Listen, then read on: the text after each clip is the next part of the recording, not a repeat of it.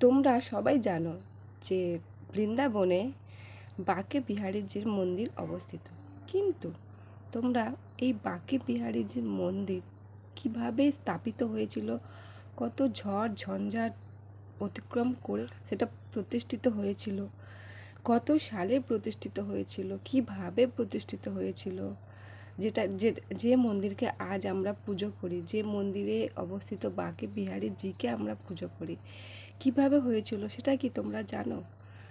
যদি না জেনে থাকো তো ভিডিওটা শেষ পর্যন্ত অবশ্যই থাকো, কারণ আজকে আমি তোমাদের জানাবো এই বাঁকে বিহারীজি মন্দিরের প্রতিষ্ঠিত হওয়ার পিছনে কি রহস্য আছে, কি ইতিহাস আছে সেইটা।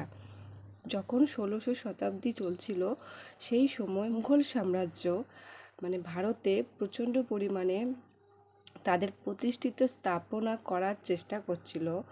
ঠিক সেই সময় বৃন্দাবনের নিধিবনের বাসিন্দারা কৃষ্ণ ভক্তে প্রচণ্ড লীন হয়ে গেছিল। ঠিক সেই সময় কৃষ্ণ ভক্ত হরিদাস নিধিবনের কুঞ্জে হরিকীর্তন বা হরির ভজন, কৃষ্ণ ভজন করতে থাকেন।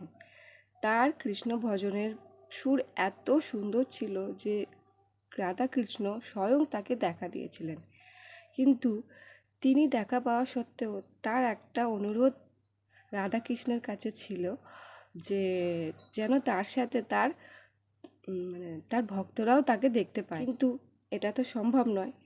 তখন হরিদাস রাধাকৃষ্ণকে মূর্তির কাছে অনুরোধ জানিয়েছিলেন যেন তারা এমনভাবে একটা স্বরূপ প্রতিষ্ঠিত করুক যাতে তার ভক্তরাও তাকে দেখতে পায়।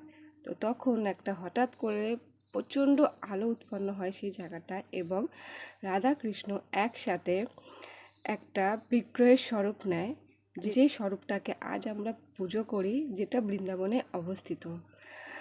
রাধাকৃষ্ণ এমন স্বরূপ হরিদাসের সামনে এনেছিলেন যেটা মনে হচ্ছে যেন কৃষ্ণ পুরো পৃথিবীটাকে নিজের হাতে ধরে আছে। এই স্বরূপটাই পরবর্তীকালে বাঁকে বিহারী স্বরূপ নামে পরিচিত হয়েছে। তিনি তখন এই বিগ্রহটাকে নিয়ে একটা ছোট্ট মন্দির স্থাপনা করেন বৃন্দাবনে। সেই বিগ্রহটাকেই তারা পুজো করতে থাকে, দিনের পর দিন পিঁড়ি বাই পিঁড়ি পুজো করতে থাকে। কিন্তু এই বাঁকে বিহারীর যে মূর্তিটা ছিল তার ভবিষ্যৎ কিন্তু অত ভালো ছিল না, অত সহজও ছিল না। যে বাঁকে বিহারীর মন্দিরটা আজ দেখি সেটা কিন্তু প্রতিষ্ঠিত হওয়ার এত সহজ ছিল না। প্রায় ১৬৫৮ থেকে ১৭০৭ খ্রিস্টাব্দ পর্যন্ত যখন মুঘল সাম্রাজ্য প্রতিষ্ঠিত হয়েছিল, তখন ঔরঙ্গজেব ভারতের মধ্যে খুঁজে খুঁজে হিন্দুদের মন্দিরের বিগ্রহকে ভেঙে ধূলিসাৎ করে দিচ্ছিল।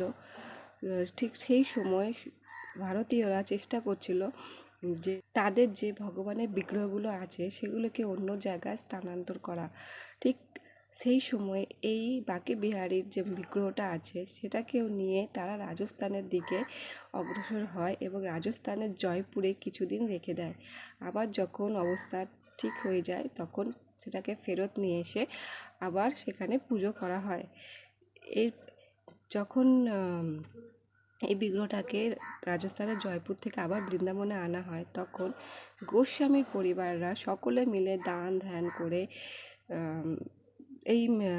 দান ধ্যান করে রাজস্থানের একটা স্থাপত্যকলা ভিত্তিক একটা মন্দির স্থাপন করে, যেটা বাঁকে বিহারীর মন্দির নামে পরিচিত, যেটাকে আজ আমরা পুজো করি এবং আজ আমরা জানি বাঁকে বিহারীর মন্দির নামে। সেই সময় গোস্বামী পরিবাররা প্রায় ১,০০,০০০ স্বর্ণমুদ্রারও বেশি এই মন্দির স্থাপনা করার জন্য খরচ করে। সেই সময় ১,০০,০০০ মুদ্রা মানে বুঝতে পারছো কত।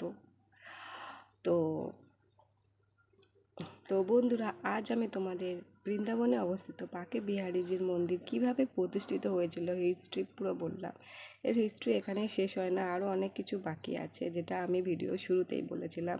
এখানে কেন সকাল সকাল পুজো হয় না, কেন কোনো রকম ঘন্টা নেই, কেন শঙ্খ বাজে না, সব রকম জানবে। কিন্তু এই সেকেন্ড পার্টে এটা বানাতে গেলে অনেক বড় হয়ে যায় ভিডিও, ওই জন্য বানাচ্ছি না। এই সেকেন্ড পার্টের জন্য অবশ্যই অপেক্ষা করো। ভিডিওটা ভালো লাগলে শেয়ার করো, লাইক করো, কমেন্ট করো, আর সাবস্ক্রাইব অবশ্যই করো এইরকম ভিডিও পাওয়ার জন্য।